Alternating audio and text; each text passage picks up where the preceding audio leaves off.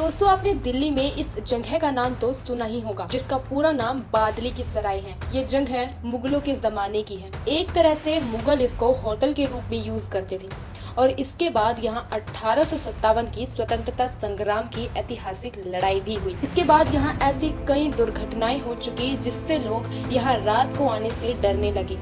दोस्तों, लोगों को इस जगह के बारे में ज्यादा जानकारी नहीं है क्योंकि दिल्ली की ये जगह अब एक खंडर के रूप में तब्दील हो चुकी है। इसके चारों तरफ जंगल ही जंगल है, लेकिन इसी खंडर की वजह से इस जगह का नाम बादली पड़ा। दोस्तों, इस वीडियो में हम आपको बादली की सराय की हिस्ट्री के बारे में बताएंगे, तो अंत तक बने रहिए।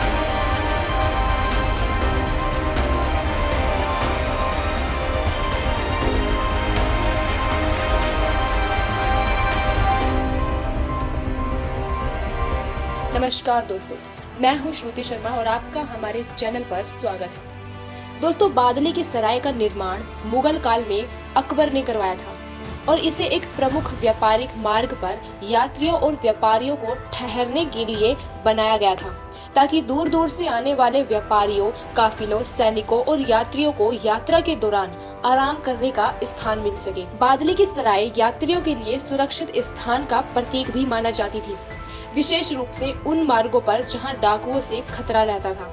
ऐसे ही यहाँ पर मुगलों के जमाने से लेकर आज तक भी लोग विश्राम करने आते थे। यहाँ के स्थानीय लोगों का मानना है कि जब 1857 में भारत माँ के सपूत अंग्रेजों से बगावत कर रहे थे, ये बात उस समय की है कि एक रेशमा नाम की लड़की अपने पिता के साथ दिल्ली जा रही थी। रास्ते में उन्हें रात बिताने के लिए एक सुरक्षित जगह की तलाश थी। उनके साथ कई और भी व्यापारी थे। बादली की सराय उस समय तक भी एक सुरक्षित स्थान के रूप में जानी जाती थी। रात को जब सब सो रहे थे, रेशमा को पहले तो डरावनी आवाजें सुनाई दी। उसने थोड़ा थोड़ा देखने की कोशिश की तो सामने आंगन में एक बूढ़ी महिला खड़ी थी। वह महिला रेशमा को रहस्यमय तरीके से घूर रही थी। रेशमा ने सोचा कि शायद ये एक सामान्य बात हो, ये बूढ़ी औरत यहाँ रोज आती हो, लेकिन उसका दिल घबरा रहा था। रात होते ही वहाँ का माहौल एकदम से बदल गया। अजीबोगरीब आवाजें आने लगी। रेशमा को किसी के चिल्लाने की आवाज आ रही थी। उसने अपने पिता को भी जगाने की कोशिश की, लेकिन उनके पिता गहरी नींद में सो रहे थे। रेशमा दरवाजा खोल के बाहर गई। उसे वही बूढ़ी औरत दिखी जो धीरे धीरे उसकी तरफ आगे बढ़ रही थी। औरत की आंखों में अजीब सी चमक थी। रेशमा एकदम से डरकर वापस अपने कमरे में भागी और दरवाजा बंद कर दिया और अपने दिल को मजबूत करके सो गई। अगली सुबह रेशमा ने अपने पिता को सब कुछ बता दिया, लेकिन उसके पिता ने यह बात मजाक में लेकर टाल दी, क्योंकि जब रेशमा को आवाजें आ रही थी तब उस समय किसी और को आवाज नहीं आ रही थी और सब गहरी नींद में सो रहे थे। फिर उनके पिता ने आसपास के लोगों से पूछा तो किसी ने भी ऐसी बूढ़ी औरत के बारे में नहीं सुना था, लेकिन रेशमा जो चश्मदीद थी, उसे पूरा यकीन था कि वह उसका भ्रम नहीं है, क्योंकि उसने उसे अपनी आंखों से पूरे होशो हवास में देखा था। थोड़े दिन बाद रेशमा को पुराना साधु मिला। क्योंकि वह थोड़े बूढ़े थे तो शायद उन्हें कुछ पता हो। रेशमा के पूछने पर उन्होंने बताया कि यहाँ ऐसे ही विश्राम करने एक पति पत्नी आई थी। उस रात ये हुआ कि पति ने अपनी पत्नी को धोखे से मारकर उसकी हत्या कर दी। तब से उस पत्नी की आत्मा यहाँ भटक रही है। जो आज भी यहाँ ठहरता है वह उसे परेशान करती है, खासकर रात के समय। उसकी आत्मा वहाँ के लोगों को अपने जाल में फंसा लेती है। रेशमा सब कुछ जानने के बाद और भी ज्यादा भयभीत हो गई।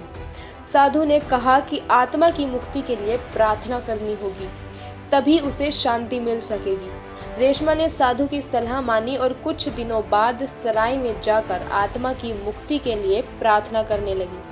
कहते हैं कि उस दिन के बाद से उस सराय में कोई भी रहस्यमयी घटना नहीं घटी और धीरे धीरे वह जगह सामान्य हो गई।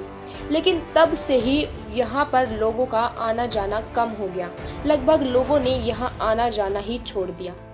दोस्तों, इस सराय में 1857 की एक चिंगारी भी भड़की थी, जहाँ भारतीय सैनिकों ने अंग्रेज अधिकारियों के खिलाफ बगावत कर दी थी। मेरठ से सैनिक दिल्ली की ओर बढ़े और दिल्ली पर कब्जा किया। विद्रोहियों ने बहादुर शाह जफर को फिर से सम्राट घोषित कर दिया और फिर दिल्ली स्वतंत्रता सेनानियों का मुख्य केंद्र बन गई। इसी दौरान ब्रिटिशर्स ने दिल्ली पर कब्जा करने की योजना बनाई, क्योंकि अंग्रेजों को ये यकीन था कि अगर वो दिल्ली को हासिल कर लेंगे तो विद्रोह को दबाने में उन्हें सफलता मिलेगी। इसीलिए उन्होंने सबसे पहले बादली की सराय पर हमला किया, जो दिल्ली के बाहरी इलाके में महत्वपूर्ण स्थान था और विद्रोही सेना की प्रमुख चोटी भी। 8 जून 1857 को अंग्रेजों ने बादली की सराय पर हमला किया। ब्रिटिशर्स सेना के जनरल हेनरी बार्नार्ड ने विद्रोहियों के खिलाफ मोर्चा संभाला, लेकिन भारतीय सैनिकों ने इस जगह को मजबूती से अपने कब्जे में किया हुआ था, क्योंकि यह दिल्ली की ओर जाने का महत्वपूर्ण मार्ग था। भारतीय सैनिकों ने पूरी हिम्मत के साथ लड़ाई लड़ी, लेकिन अंग्रेजों के पास आधुनिक हथियार होने की वजह से भारतीय सैनिकों को हार का सामना करना पड़ा और अंग्रेजों के लिए दिल्ली जाने वाला रास्ता खुल गया। और फिर कुछ समय बाद अंग्रेजों ने पूरी दिल्ली पर कब्जा कर लिया।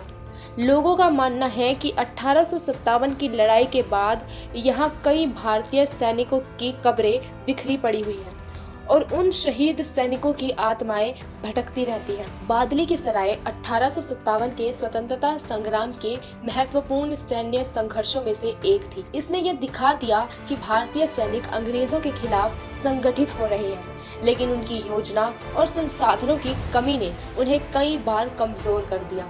इस लड़ाई ने यह एहसास कराया कि दिल्ली को वापस हासिल करना कितना महत्वपूर्ण था और बाद में वह इस दिशा में और भी आक्रामक हो गए। इस लड़ाई के बाद भी 1857 का विद्रोह कुछ महीनों तक चलता रहा, लेकिन धीरे धीरे अंग्रेजों ने विद्रोह को पूरी तरह से कुचल दिया। यद्यपि यह विद्रोह असफल रहा, लेकिन इन्होंने भारतीय स्वतंत्रता संग्राम की नींव रखी, जो आगे चलकर 1947 में भारत की स्वतंत्रता के रूप में परिणित हुई।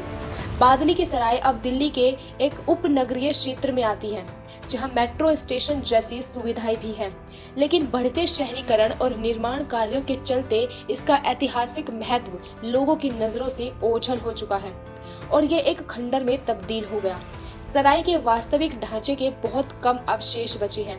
बादली की सराय अन्य ऐतिहासिक क्षेत्रों की तुलना में ज्यादा चर्चित नहीं है, लेकिन हमें ये भी नहीं भूलना चाहिए कि हमारे वीर स्वतंत्रता सेनानियों ने यहाँ की मिट्टी में अपना बलिदान दिया है। तो दोस्तों, ये था बादली की सराय का इतिहास। आपको ये कहानी कैसी लगी कमेंट में जरूर बताएं। जय हिंद, जय भारत।